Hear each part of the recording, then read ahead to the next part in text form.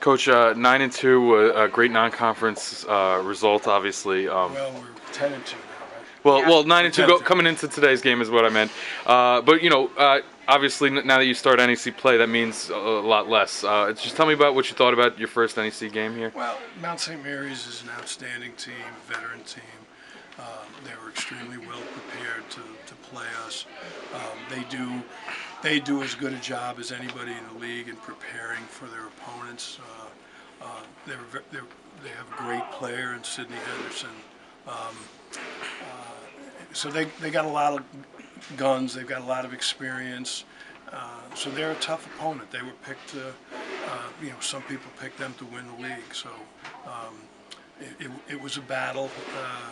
Both very good defensive teams that really went after one another. So in conference games, all you want is one more point at the end of the day. Yeah. That's all you want. Yeah. One more point at the end of the day, and then you move on to the next one. We only have 17 conference games left now. Yeah. We don't have to play that one.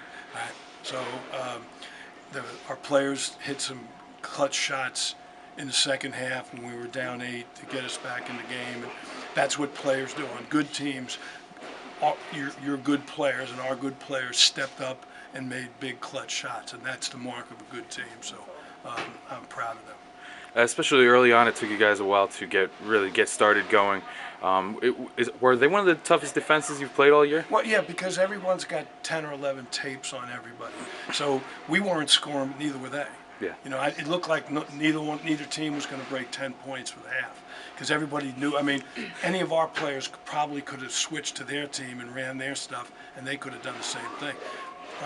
That'll get a little less now as we get further into conference play, but for the first conference game, that's the way it is. Yeah.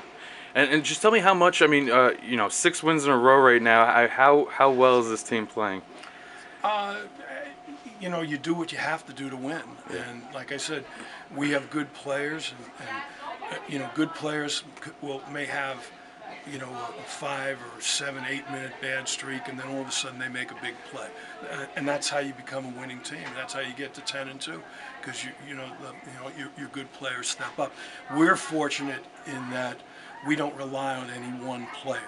We can spread it around, so any one of a number of players can step up and hit a big shot for us. Yeah, speaking of which, Jamie got into foul trouble a little bit early on, and Simpson stepped in big for her. And then, she comes back in the second half, Jamie, with 14 points. How big is that?